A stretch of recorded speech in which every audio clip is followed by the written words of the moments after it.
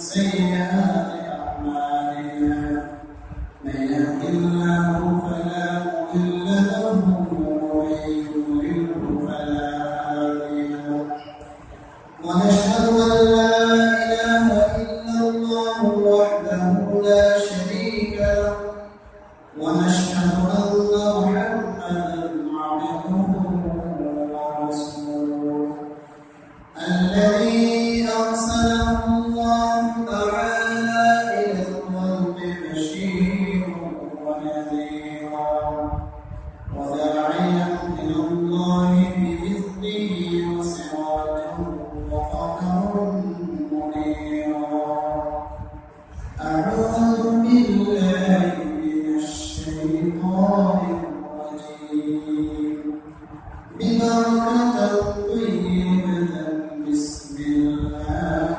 الرحمن الرحيم قل إن كنتم تحبون الله فاتبعوني يحببكم الله ويغفر لكم ذنوبكم والله غفور رحيم صدق الله العظيم وقال رسول الله صلى الله عليه وسلم من أحب سنتي فقد أحبني ومن أحبني كان معي في الجنة أو كما قال النبي عليه الصلاة والسلام معزز عليه شمعنا وغاظرين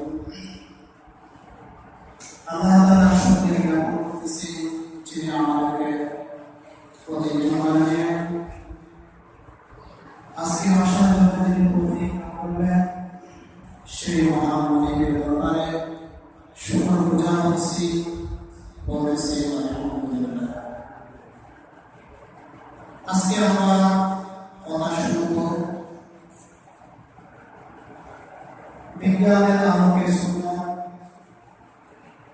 সুন্নতকে বিজ্ঞানের মালিককে আমরা আজকে প্রমাণ করব আশাবাদী ওমা তৌফিক ইল্লা বিল্লাহ সুবহানাকা লা ইলমা লানা ইল্লা মা 'আল্লামতানা ইন্নাকা আনতাল আলিমুল হাকীম। আমাদের মাকসাদ হলো আল্লাহ তাআলাকে ভালোবাসা, আল্লাহ তাআলার নৈকট্য অর্জন করা, আল্লাহ তাআলার প্রিয় হওয়া। তো আল্লাহ তাআলা এমন সত্তা যাকে দেখা যায় না। পৃথিবীতে চামড়া চক্ষু দিয়ে আল্লাহ তাআলাকে দেখা যাবে না, আল্লাহকে ধরা যায় না, আল্লাহকে দেখা যায় না।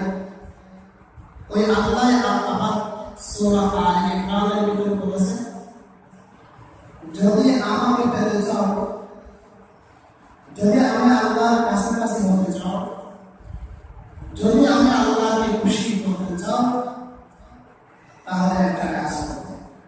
সেটা কি কাজ? কোরআনে কারিমে আল্লাহ কোরআন বলেন, কুল ইন কুনতুম তুহিব্বুনা আল্লাহ ফাত্তাবিউনি ইউহিব্বুকুম আল্লাহ। নবী আপনি বলে দিন, যখন তোমাদের মাকসাদ উদ্দেশ্য হলো আল্লাহ তাআলাকে ভালোবাসা, যদি আল্লাহ তাআলাকে ভালোবাসতে চাও, আল্লাহকে দেখা যায় না, তবে আমি নবীকে ভালোবাসি। আল্লাহ ভালোবাসার প্রমাণ নবীকে ভালোবাসা। নবীকে যদি প্রমাণ করে ভালোবাসতে চাও, নবী এখন নাই, তবে নবীর সুন্নাত হয়ে গেছে। নবীর সুন্নাতকে ভালোবাসা, নবীকে ভালোবাসা, মাফকাতে নবী ভালোবাসা প্রমাণ আল্লাহকে ভালোবাসা। মানুষ লাভ চায়, আল্লাহকে ভালোবাসতে হবে, নবীকে ভালোবাসলে কে হবে? তাও আল্লাহ রাব্বুল আলামিন আয়াতের শেষে বলেছেন, আমার জাতি আল্লাহ ভালোবাসা মানে রাসূলকে ভালোবাসা, রাসূলকে ভালোবাসা মানে আল্লাহকে ভালোবাসা। এই দুইটা কাজ যার ব্যাপারে পাওয়া যাবে, ইয়াগফির লাকুম যুনুবাকুম, দুইটা কাজ যদি পাওয়া যায়, আল্লাহ এবং রাসূলের ভালোবাসা প্রমাণ যদি পাওয়া যায়, ইয়াগফির লাকুম যুনুবাকুম, আমার আল্লাহ খুশি হয়ে আমাদের গুনাহ সমূহ মাফ করে দিয়ে দিবে।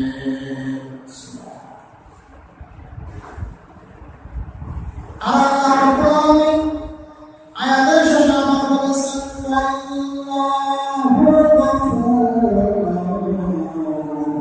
রহিম, আল্লাহ ক্ষমাশীল, আল্লাহ ক্ষমাকারী, রহিম। দুইটা কাজ করার জন্য বলেছেন, আল্লাহকে ভালোবাসা, তোমার রাসূলকে ভালোবাসা। দুইটা কাজ করা হলে গুনাহ সমূহ মাফ করে দিবেন কে? গুনাহ সমূহ মাফ করেন কে? আল্লাহ তাআলা ক্ষমা করেন। শুধু কি একবার ক্ষমা করেন না বারবার ক্ষমা করেন? আওয়াজ করে বলেন, শুধু কি একবার ক্ষমা করেন না বারবার ক্ষমা করেন? মানুষের কাছে বারবার চাইলে মানুষ মুখ ফিরে আনে, মানুষ বিমুখ হয়ে যায়, মানুষ ময়লা শিকারে চলে যায়। কিন্তু রাতের অন্ধকারে নিজের গুনাহ সময়ের উপর অনুতপ্ত হয়ে কাকুতি মিনতি করে চোখ দিয়ে যত পানি ফেলাবা, গরম গরম শিকারে যখন পানি পড়ে চোখ দিয়া, আমার আল্লাহ খুশি হয়ে জিন্দেগি গুনাহ খাতা গুলিকে সওয়াব দিয়ে পরিবর্তন করে দিয়ে দিবেন। ওই জন্য আল্লাহ রাব্বুল আলামিনের একটা নাম হচ্ছে গফফার। পৃথিবীর মধ্যে কোনো মানুষের নাম গফফার হতে পারবে না। কেন? গফফার মানে যিনি বারবার ক্ষমা করেন, যিনি ক্লান্ত হন না, ক্ষমা করতে করতে যার বিরক্ত লাগে না, যার ময়লা সহ্য হয়ে আসে না, যিনি বারবার ক্ষমা করে গুনাহ বিদ্ধ, তিনি হচ্ছেন আল্লাহ। ওই জন্য মানুষের নাম রাখতে হবে আব্দুল গফফার, গফফারের বান্দা। সরাসরি গফফার নাম রাখা যাবে না, সাফাতি নামের সঙ্গে যুক্ত হবে আব্দুল গফফার। এই জন্য আল্লাহ রাব্বুল আলামিন তৌফিক দিয়েছেন, যদি নবীকে ভালোবাসো, আমি আল্লাহর ভালোবাসা হয়ে যাবে। নবী নাই কেমন ভালোবাসো? নবীর সুন্নতকে চিন্তা করো, নবীর সুন্নতকে চিন্তা করো, নবীর সুন্নতকে পালন করা, নবীর আদর্শকে আঁকড়ে ধারণ করা, এটাই হচ্ছে নবীর প্রমাণ, ভালোবাসার প্রমাণ। قال رسول الله صلى الله عليه وسلم إنما أنا لكم مثل والد ولده وأعلمكم إذا أتيتم الغاية فلا تستقبلوا القبلة ولا تستدبروها। আমি তোমাদের পিতার মতো, উম্মত আমি তোমাদের জন্য পিতার মতো। যে পিতা নিজের সন্তানকে দিন বিষয়ে শিক্ষা দেয়, আমি তোমাদের সেই পিতার মতো তোমাদেরকেও আমি দিন শিক্ষা দেই। বিশ্বনবী বলেন, ফালা তাস্তাকবিরুল কিবলাতা ওয়ালা তাস্তাকবিরুহা, যখন তোমরা পাপ কর্ম সারবা, হাজত যখন পূর্ণ করবা, টয়লেটে যখন যাবা, ফালা তাস্তাকবিরুল কিবলাতা ওয়ালা তাস্তাকবিরুহা, তোমরা টয়লেট করবা কিন্তু কিবলাকে সময় দিয়ে করবে না। আবার কিবলাকে পিছ দিয়ে করবে না, সামনে নিয়েও করবে না, পিছ দিয়েও তোমরা হাজত পূর্ণ করবে না। আর কি বলেছেন বিশ্বনবী? আমার সালাসাতি আমজাদ, তিনটা ঢিলা ব্যবহার করবা। ওয়ানাহা আনির রাউসি ওয়াল ইমনা, হাঁটু এবং উপর থেকে দিনা করা নিষেধ করেছে। ওয়ানাহা আন ইয়াস্তাযিবা রাজুলু বিয়ামিনি, রাওয়াহু মিশকাত। আর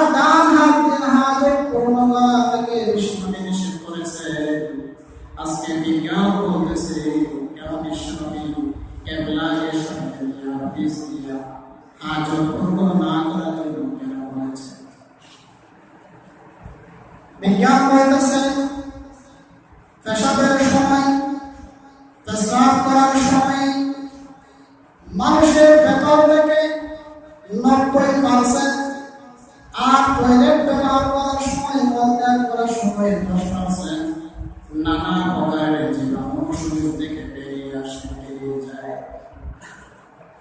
মাটির নিলা ব্যবহার করলে সম্পূর্ণ জীবাণুগুলো মুক্ত হয়ে যায়, মরে যায়। হাতের রেখার মধ্যে যে দাগ দেখা যাচ্ছে, রেখা যাচ্ছে, ওই রেখার মধ্যে মল থেকে জীবাণুগুলো ধারণ করে রাখে, জীবাণুগুলো আটকে যায়। বিষ্ণুবর বলেন, তোমার হাতে যখন জীবাণু আক্রমণ হতে পারে, ওই জন্য মাটির নিলা ব্যবহার করো। মাটির নিলা ব্যবহার করলে সম্পূর্ণ হাতের রেখা থেকে জীবাণু মুক্ত হয়ে যায়। আজকে বিজ্ঞান বলতেছে মাটির নিলা ব্যবহার করো। টয়লেটে মাটির নিলা যদি ব্যবহার করতে পারো, এই যে হাতের মধ্যে বিন্দু বিন্দু রেখা আছে, এই রেখার মধ্যে যে জীবাণু আটকে যায়, এগুলো সম্পূর্ণরূপে ধ্বংস হয়ে যাবে। এই জন্য বিশ্বনবী বলেছে 3টা নিলা ব্যবহার করো।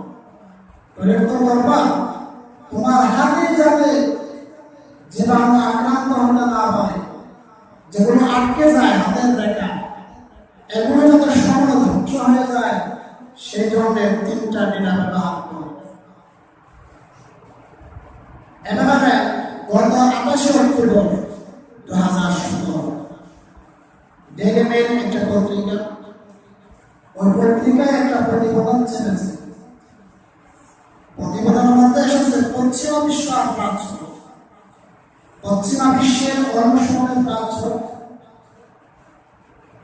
তারা টিস্যু ব্যবহার করার জন্য বলতেছে। ঢেলার পরিবর্তে এবং পানির পরিবর্তে তারা টিস্যুর প্রতি মানুষকে উদ্বুদ্ধ করতেছে যে তোমরা টয়লেটে টিস্যু ব্যবহার করো। অথচ টিস্যু ব্যবহার করলে, পানি ব্যবহার না করলে মানুষ নাপাক থেকে যায়, মানুষ নাপাক থেকে যায়। আর মল ত্যাগ করার সময় যেগুলো আশপাশে ছড়িয়ে পড়ছে, সেগুলো আশপাশে লেগে থাকে, আর স্বাস্থ্যজনিত ইনফেকশন হতে পারে। বিজ্ঞানের থিওরি কিন্তু ফাইনাল নয়, কোরআনের থিওরি কিন্তু ফাইনাল। দিবি নেসেসিটির লেখক রাস জর্জ বলেন, টিস্যু ব্যবহার করার কারণে আর পানি ব্যবহার না করার কারণে আজকে লক্ষ লক্ষ মানুষ নোংরা অ্যানাসিসের সাথে ঘুরে বেড়াচ্ছে, শশে বেড়াচ্ছে।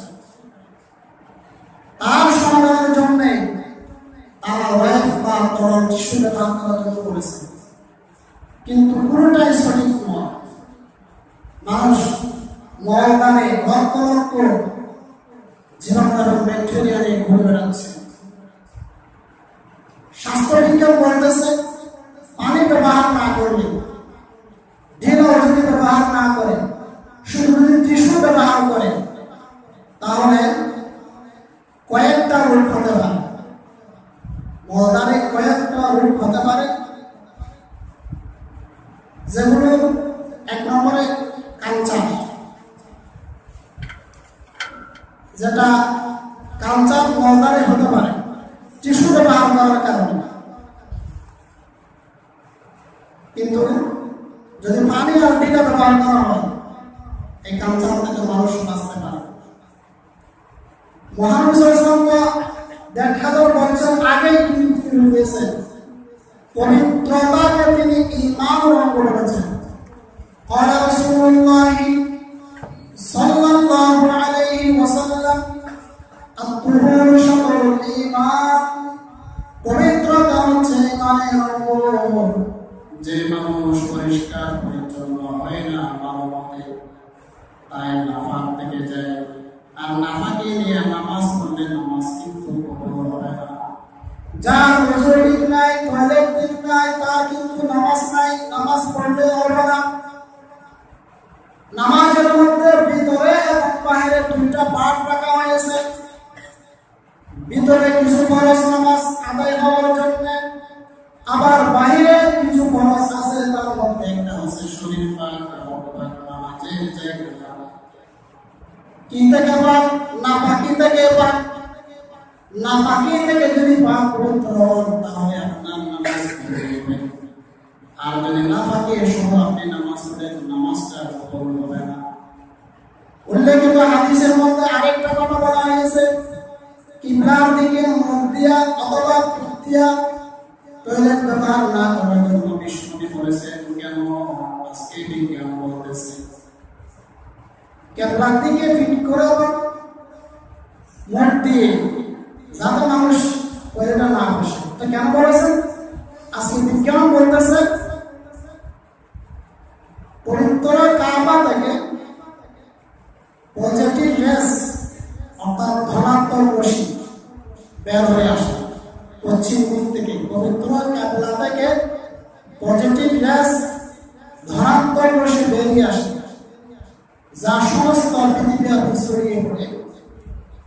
অন্যদিকে মানুষ যখন কাবলার দিকে ফিট করে অথবা মুখ করে যখন পায়খানা পেশাব করে অথবা থুতু ফেলে, মানুষের প্রস্রাবে এবং পায়খানায় থুতুর সঙ্গে পেশাবের সঙ্গে 90% জীবাণু বেরিয়ে যায়, আর মলত্যাগের সাথে 10% জীবাণু শরীর থেকে বেরিয়ে যায়।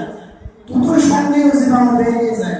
আর ওগুলো যখন ক্যাবলার দিকে মানুষ যখন থুতু নিক্ষেপ করে, মলত্যাগ করে, টয়লেট কাজ পূর্ণ করে, তখন মানুষের একটা ধারাবাহিক রূপ হয়ে যায়। ধারাবাহিক রূপ একটা ক্ষতির কারণ হয়ে যায়, যেটা একটার উপর একটা মানুষকে রোগের জন্ম দেয়।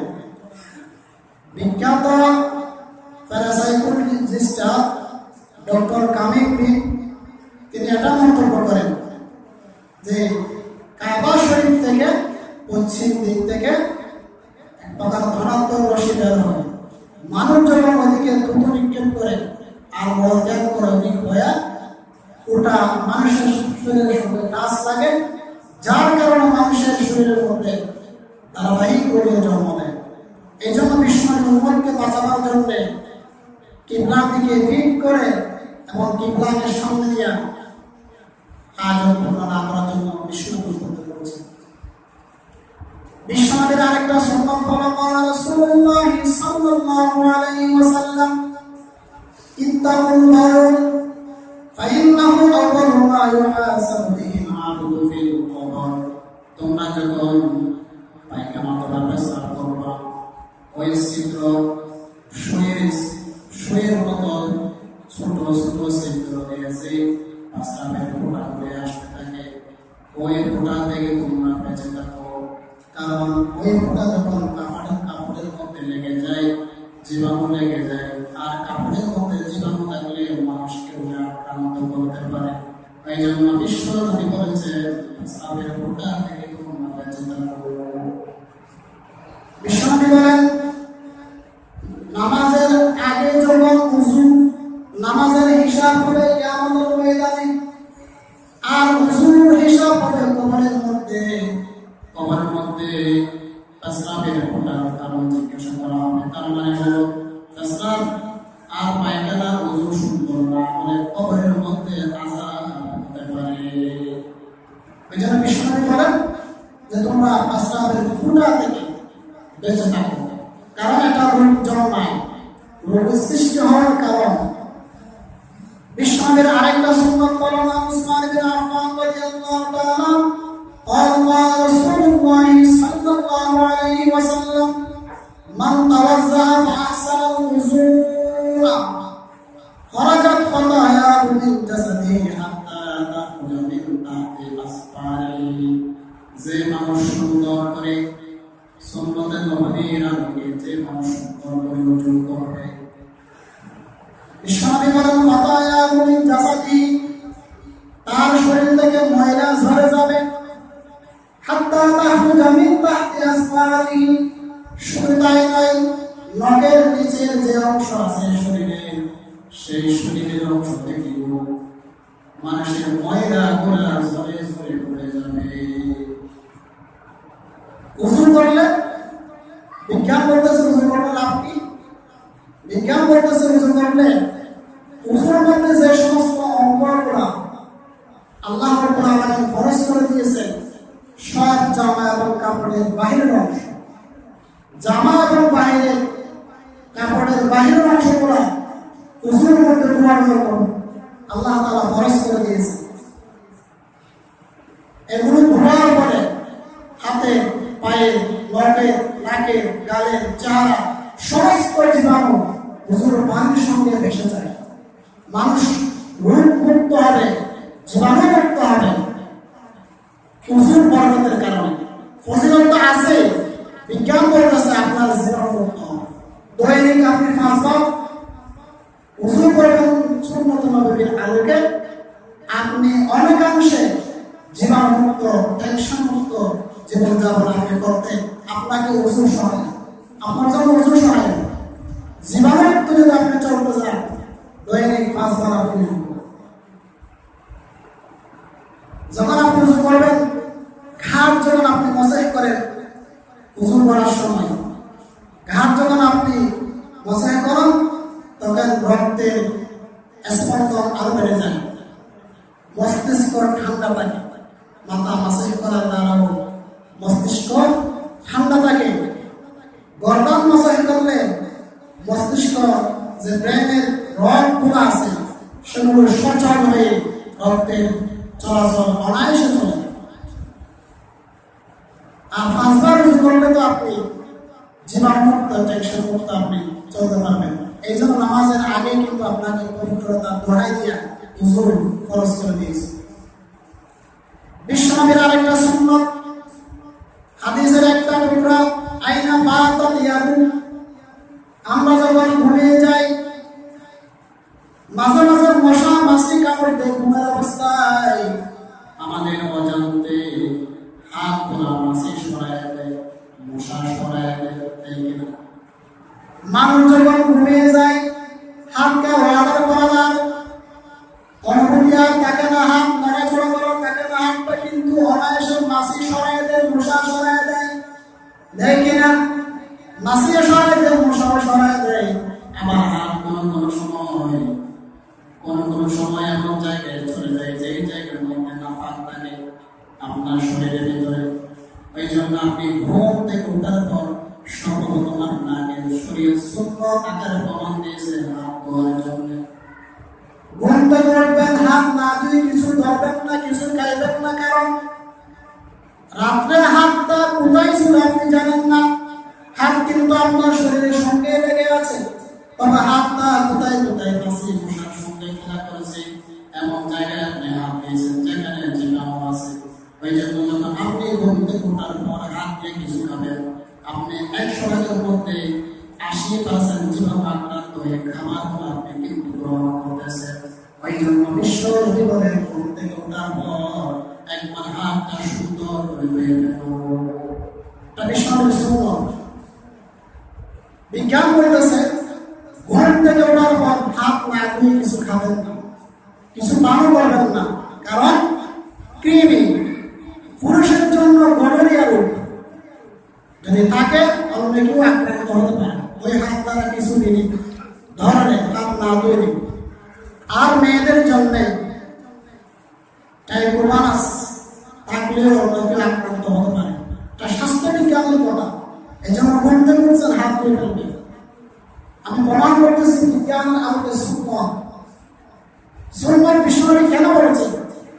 আজকে স্বাস্থ্য বিজ্ঞান 1000 বছর পরে এসে তার একটা প্রমাণ দিচ্ছে বিশ্বনবী এই জন্য ঘুম থেকে ওঠার পর হাত ধোয়ার কথা বলেছেন।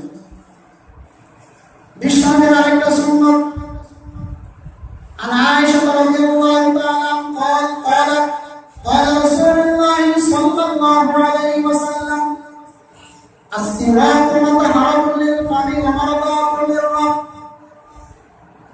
মিসওয়াক ব্যবহার করে মিসওয়াক করছে দাঁত পরিষ্কার করার যন্ত্র, আমার দাঁতের রব্বে আল্লাহ রাজি হওয়ার যন্ত্র।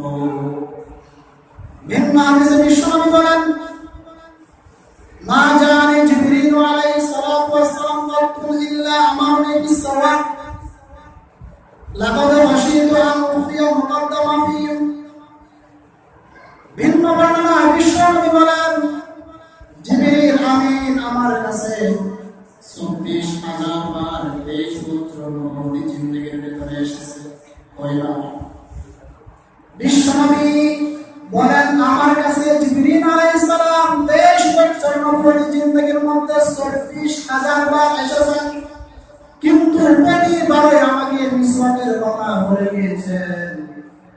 আমার কাছে ধারণা হলো আমি যখন মিসওয়াক করতে করতে উপর অংশ মুখের উপর অংশটাকে আমি উল্টে ফেলি, আমার এরকম ধারণা হচ্ছে। বিশ্বনবী আরেক হাদিসের মধ্যে বলেন লাউলা আশুক্কা আলা উম্মতি লা'আমারতুহুম বিস-সাওয়াকি ইনদা কুল্লি সালাতিন। যদি আমি আমার কাছে ধারণা না আসতো, যদি আমার কাছে একটা ধারণা হতো যে উম্মতের কষ্ট না হবে, তাহলে আমি প্রত্যেকটা ওযুর মধ্যে প্রত্যেকটা নামাজের আগে মিসওয়াক করার জন্য আমি নির্দেশ দিয়ে দিতাম, কিন্তু মানুষের কষ্ট হয় এই জন্য আমি নির্দেশ দিই না। বিশ্বনবী কেন বলেছেন মিসওয়াকের কথা?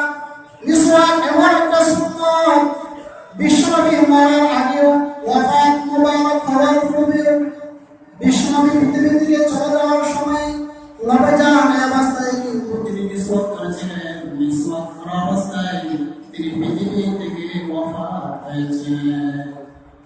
শরীয়তের মধ্যে সুন্নাত আকারে যদিও মিসওয়াকটা থাকে, কিন্তু 70টা মিসওয়াকের ফায়দা আছে, ফজিলত আছে। সর্বশেষ ফজিলত মৃত্যুর সময় মানুষের কালিমা নসিব হয়ে যাবে।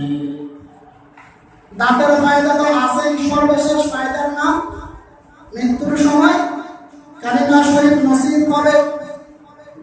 ডাক্তারগণ বলেন ফিলু গাছের মিসওয়াক করো, ফিলু গাছের মিসওয়াক, নিম তিতা গাছের মিসওয়াক তোমরা করো, এতে অনেক কল্যাণ বয়ে আনে। জীবন মরে যায়, দাঁত খোলা শক্ত থাকে, বৃদ্ধ বয়সে বুঝতে মেয়েরা করবেন দাঁত খুলে যাবে না। বৃদ্ধ বয়সে দাঁত খোলা ঠিক থাকবে যদি আপনি মিসওয়াক করেন। মিসওয়াক যদি না করেন, ব্রাশ যদি করেন, কি কি রোগ হয়? তিনি কয়েকটা রোগের একটা ফিরিস্তি দিয়েছেন, তার মধ্যে জিঞ্জিভাইটিস একটা রোগ। এটা হলে মাড়ি থেকে রক্ত পড়ে, মাড়ি পছন্দ করে, মাড়ি পছন্দ করে। জিঞ্জিভাইটিস মিসওয়াক না করলে, ব্রাশ যদি করেন, এটা হওয়ার সম্ভাবনা রাখে। আপনার দাঁত ক্ষয় হবে, লয় হবে, মাড়ি আস্তে আস্তে পছন্দ হবে। 2 নম্বর ক্যারিসিটিস, এটা যদি হয় দাঁতের ক্ষয় শুরু হবে, আস্তে আস্তে দাঁত ক্ষয় হয়ে যাবে। 3 নম্বরে পাইকোরিয়া, যদি এটা হয় আপনার মাড়ি ফুলে যাবে। এই জন্য মিসওয়াকের বিকল্প না। এই 3টা রোগ থেকে যদি আপনি বাঁচতে চান, 70টা ফায়দা যদি আপনি হাসিল করতে চান, মিসওয়াকের কোনো বিকল্প নাই, মিসওয়াকের কোনো বিকল্প নাই। তাহলে আজকে আমাকে এই ওয়াদা করতে পারি যে আমাদের প্রত্যেকজনের পকেটে যদি একটা একটা কলম থাকতে পারে, তাহলে একটা কি মিসওয়াক থাকতে পারবো না? একটা একটা যদি কলম থাকতে পারে, একটা কি মিসওয়াক থাকতে পারবে না? পারবে কি পারবে না? আমরা মিসওয়াক করার চেষ্টা করবো কিনা? ইনশাআল্লাহ। বিশ্বনবীর হাদিস ফায়দা থেকে খালি নাই, ফজিলত থেকে খালি নাই, একটা একটা আমল করা শুরু করেন। বিশ্বনবীর আরেকটা সুন্নাত হলো তিনি ঘন ঘন সিজদা দিতেন। এমনি না, নামাজের ভিতরে ঘন ঘন রাতের বেলায় তিনি সিজদা দিতেন। قال رسول الله صلى الله عليه وسلم أقرب ما يكون العبد من ربه وهو ساجد فأكثر الدعاء। বিশ্বনবী বলেন বান্দা নামাজ পড়ে কিন্তু যত বেশি সিজদা দেয় তত বেশি আল্লাহ তাআলার নৈকট্য লাভ করতে পারে। নামাজের ভিতরে যেটা ফাইনাল অংশ, যেটা দিয়ে আল্লাহর কাছাকাছি চলে যায়, সেটার নাম হচ্ছে সিজদা। বেশি বেশি নামাজের ভিতরে সিজদা দাও, আল্লাহ তাআলার নৈকট্য সে হতে পারবা। বিশ্বনবী বলেছেন ফাকসিল দুআ ওয়া হুয়া সাজিদুন ফাকসিল দুআ। যেমন অবস্থায় নামাজের ভিতরে সিজদায় থাকবা, তত বেশি দোয়া করো। সিজদার ভিতরে সিজদা অবস্থায় যত আল্লাহ তাআলার দরবারে তোমরা দোয়া করো, তত দোয়া করে আল্লাহ রাব্বুল আলামিন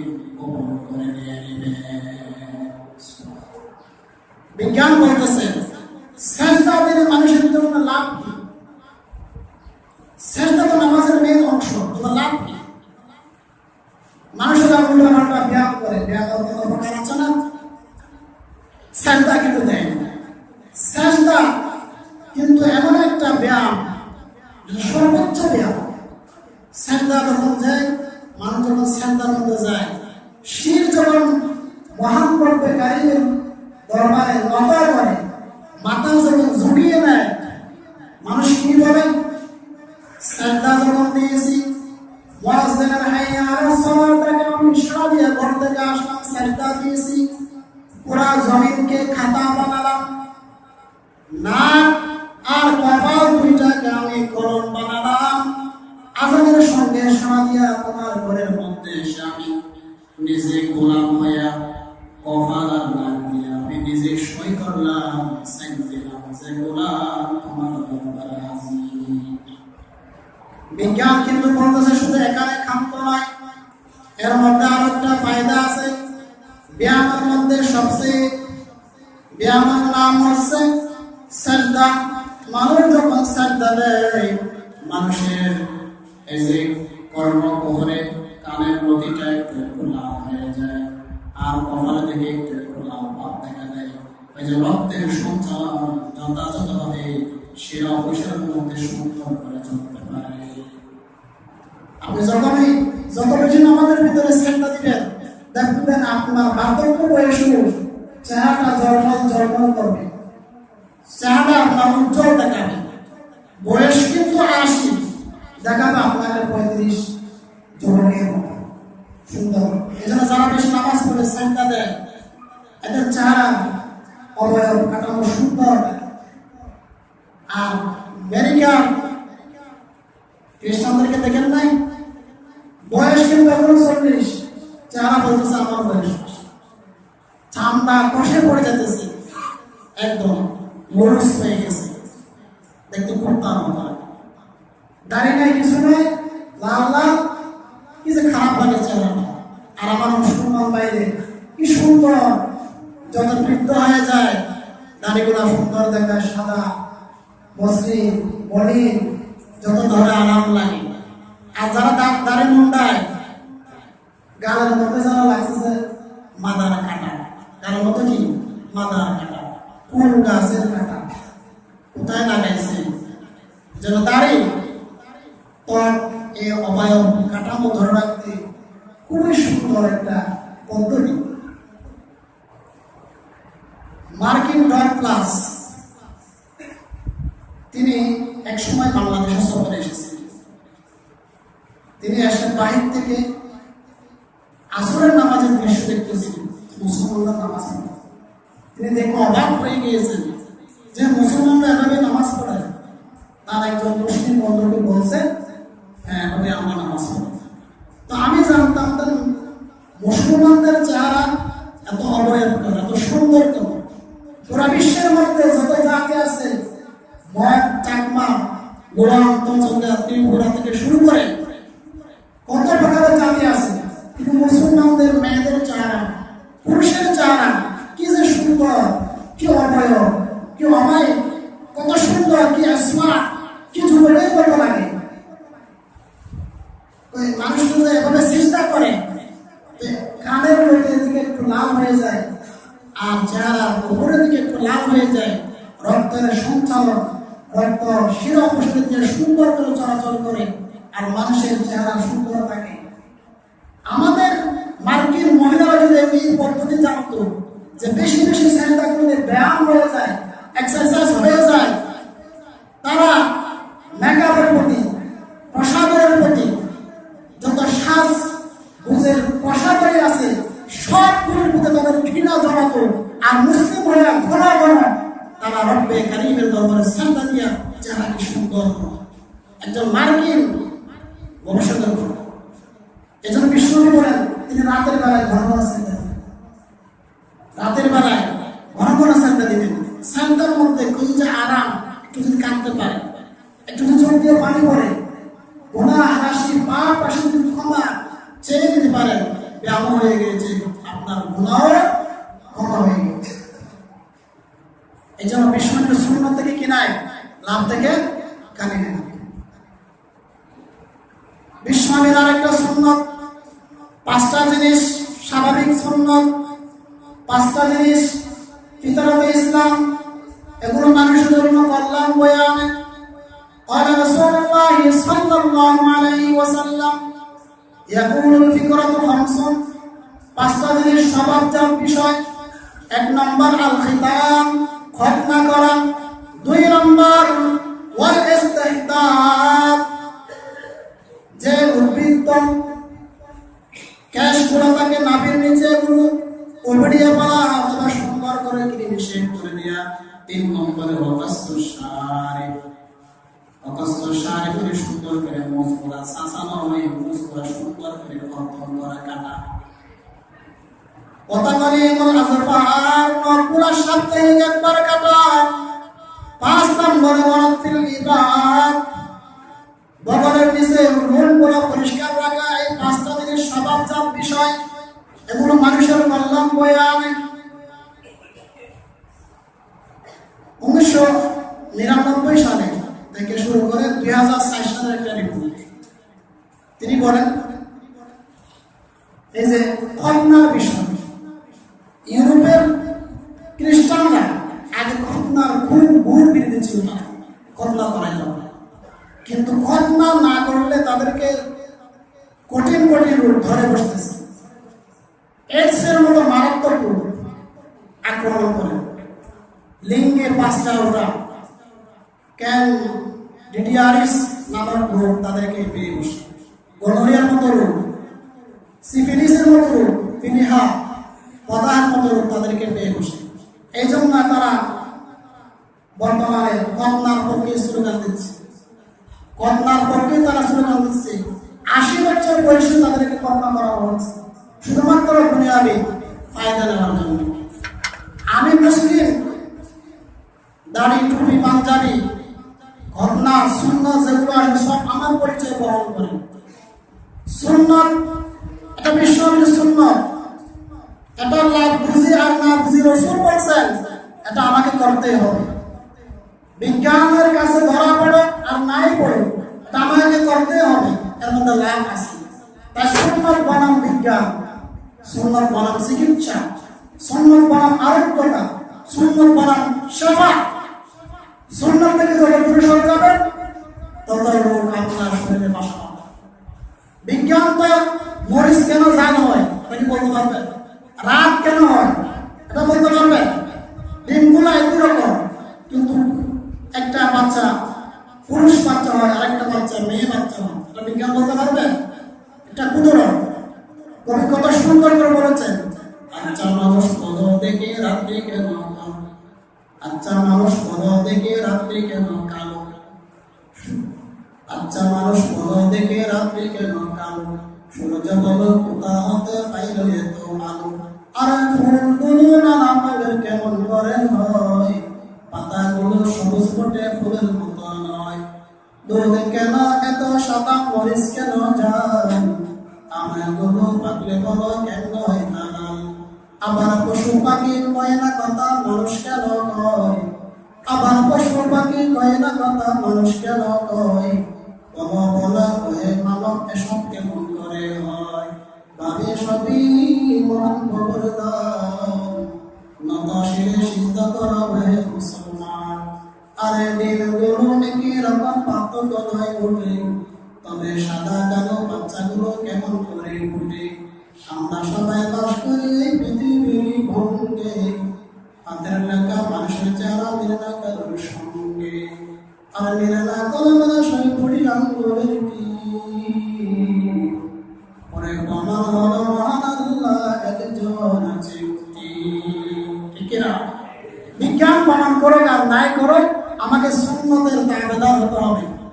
সুন্নতের মধ্য দিয়া পৃথিবীর যত ফজিলত আছে সব করে নেব, আর বিশ্বনবীর কাছে শাফাআতের একটা মাধ্যম হতে পারবো যদি পৃথিবীর মধ্যে আমরা সুন্নত